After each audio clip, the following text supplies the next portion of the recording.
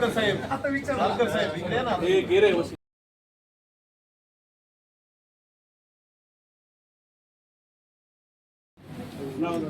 मोशी येथील कचरा डेपो परिसरामध्ये जो काय अपघात झाला त्या विषयाला धरून तिथे ज्या 9 लोकांचा मृत्यू झाला त्या परिवाराला न्याय मिळावा व ती घटना कशी घडली, कोणामुळे घडली, ज्याच्यामुळे घडली त्यांच्यावर खरंच कारवाई महानगरपालिकेकडनं केली जाते का, या सगळ्या विषयासाठी आम्ही सर्वजण मिळून महानगरपालिकेचे आयुक्त यांना भेटण्यासाठी आलो होतो. त्यांचा वेळ घेतला होता, पण हा मुद्दा महत्त्वाचा असल्यामुळे आणि आम्ही सर्वजण मोठ्या संख्येने येत असल्यामुळे अचानक त्यांना कदाचित काम लागलं असं आपल्याला म्हणावं लागेल, पण काय हरकत नाही. जे अतिरिक्त आयुक्त आहेत त्यांच्याशी आम्ही बोललो, भेटलो आणि मग ती चर्चा होत असताना एक तर आपण सगळ्यांनी समजून घ्यावं, ही जी घटना घडली आहे ती कुठल्याही परिस्थितीमध्ये पावसामुळे झाली आहे असं नाही. ही घटना म्हणजे मोशीमध्ये जो कचरा डेपो ढासळला आणि तो ढासळल्यामुळे 9 लोकांचा त्याच्यामध्ये मृत्यू झाला, त्याला पूर्णपणे कोण जबाबदार असेल तर महानगरपालिका जबाबदार आहे. महानगरपालिकेमध्ये असणारे ते विशिष्ट जे अधिकारी एन्व्हायरमेंटचे ते त्याच्यामध्ये जबाबदार आहेत.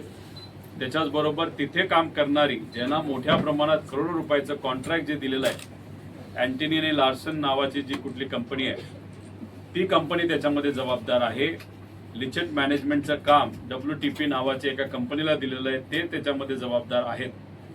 आणि ह्या अनुषंगाने इथं आम्ही या अतिरिक्त आयुक्तांना विनंती केलेली आहे की तिथे असणारे जे अधिकारी आहेत त्यांना काल निलंबित केलं. काही दिवसांपूर्वी असं आम्हाला कळालं असलं तरी निलंबित करून हे कुठेतरी त्या ठिकाणी चालणार नाही, बडतर्फ त्या सर्व अधिकाऱ्यांना करावं अशी मागणी त्या परिवाराच्या वतीने आणि नागरिकांच्या वतीने आम्ही केलेली आहे. कारण MPCB त्यांच्याकडनं नोटिसेस महानगरपालिकेला दिल्या गेल्या होत्या, त्याच्यामध्ये काही गोष्टी ह्या पाळल्या जात नाहीत. MPCB हे शासनाची पोल्युशन मेंटेन होते नाही होत, कंट्रोल केला जातो का नाही केला जात हे बघणारी एक एजन्सी आहे. त्यांनी यांना सांगितलं होतं की तिथं काही तफावत येत आहेत. NGT कडनं सुद्धा त्यांना नोटीस दिली गेली होती.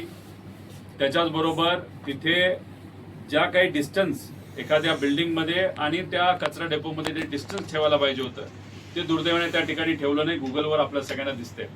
आणि कुठलाही डेपो एका विशिष्ट हाईटपर्यंतच घेतला जाऊ शकतो, त्याच्या पुढे जाता येत नाही हे सुप्रीम कोर्टाने आदेश दिलेले आहेत. त्याच्याचबरोबर UD डिपार्टमेंटच्या अंतर्गत एक कायदा हा 2016-17 मध्ये बनवला गेला आहे. त्याच्या अंतर्गत हे जे काही कचराचं मॅनेजमेंट असेल ते डेपो कसा मॅनेज केला पाहिजे हे सगळ्याचे तिथं अध्यादेश आहेत, GR आहेत. आणि मग ह्या सगळ्याला बगल देत फक्त कॉन्ट्रॅक्टरला मदत व्हावी यासाठी इथं असणारे एन्व्हायरमेंटचे जे प्रमुख अधिकारी आहेत त्यांनी काम चुकारपणा केलाय, दुर्लक्ष केलेलं आहे कामाकडे आणि म्हणून दुर्दैवाने त्या ठिकाणी हा अपघात तिथं झालेला आहे. त्यामुळे तिथं त्याला बडतर्फ करावं ही आमची मागणी आहे. त्या कॉन्ट्रॅक्टरवर आणि कॉन्ट्रॅक्टरवर म्हणजे खालच्या कर्मचाऱ्यांवर नाही तर तिथे असणाऱ्या त्या कंपनीच्या डायरेक्टरवर व त्याच्याचबरोबर हे जे अधिकारी निलंबित झाले त्यांच्यावर मनुष्यवधाचा त्या ठिकाणी गुन्हा दाखल करावा अशी मागणी आम्ही केलेली आहे. तुम्ही जर बघितलं असेल काही दिवसांपूर्वी तिथे जी नवीन चिमणी म्हणजे जो प्रकल्प ज्या प्रकल्पाचं उद्घाटन नरेंद्र मोदी साहेबांनी केलं त्या नवीन प्रकल्पाची चिमणी 1-1.5 महिन्यापूर्वी ही दुर्दैवाने त्या ठिकाणी पडली. म्हणजे कामच इतकं खराब क्वालिटीचं झालं होतं. त्यामुळे कचरा तर आलाच पण कामच निकृष्ट असल्यामुळे तिथं त्या 9 लोकांचा मृत्यू त्याच्यामुळे त्या ठिकाणी झाला. त्यामुळे ही एक मागणी आम्ही तिथं केलेली आहे. आणि त्याच्याचबरोबर महत्वाचं काय की तिथे जी कंपनी आहे त्या कंपनीने या लोकांना 25 लाखाची मदत जाहीर केलेली आहे. आता 25 लाखामध्ये इन्शुरन्स, ग्रॅच्युटी असं सगळं आहे. म्हणजे जो हक्काचा पैसा आहे जो मृत्यू झाला त्याचा तोच पैसा ही कंपनी दिली आणि उपकार करतोय असं सांगते. त्यामुळे या कंपनीने या परिवाराला 1 कोटी प्रति परिवार त्या ठिकाणी देण्यात यावं असं आम्ही तिथं मागणी केलेली. शिक्षणासाठी सुद्धा काय मदत करणार आहे स्पष्टपणे तिथं सांगावं. आणि महानगरपालिकेमध्ये या परिवारातल्या जे कोणी वारसदार असतील ज्यांना त्या ठिकाणी तिथं काम देता येईल, महानगरपालिकेमध्ये काम द्यावं अशी आमची मागणी आहे. आणि तिथे असणाऱ्या त्या कामगारांच्या मृत कामगारांच्या परिवाराला आम्हाला सांगितलं आम्हाला राहायला घर नाही, त्यामुळे सरकारी योजनेच्या अंतर्गत महानगरपालिकेने आम्हाला त्या ठिकाणी घर द्यावं असं तिथं आम्हाला सांगण्यात आलेलं आहे.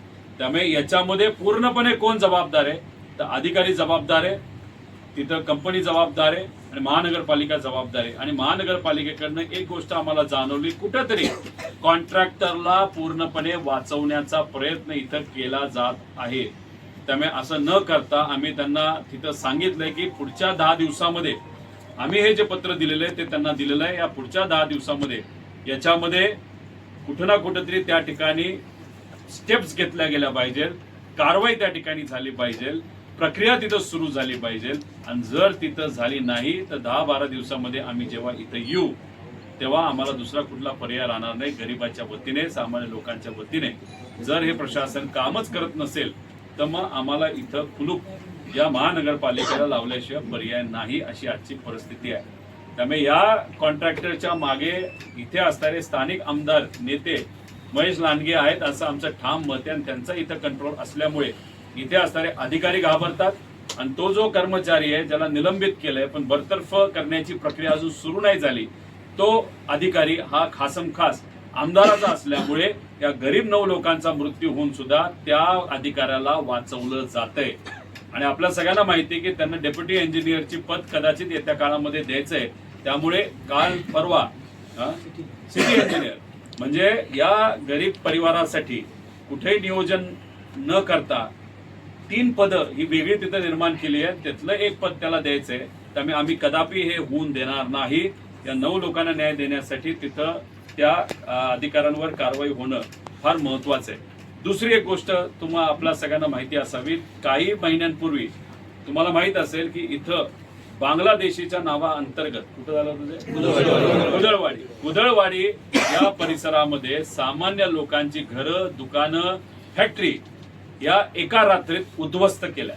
100 मशीन तिथं आल्या होत्या. 100 मशीन का? तुम्हाला सगळ्यांना माहिती तिथं काही प्रमाणात, मोठ्या प्रमाणात जमीन काही सत्ताधारी लोक हे हडपतायत, नाही त्यांनी कॉन्ट्रॅक्ट केलं आणि तिथं मोठे प्रोजेक्ट करायचे, त्यासाठी 100 मशीन एका रात्री तिथं आणली आणि तुम्ही साफसफाई केली.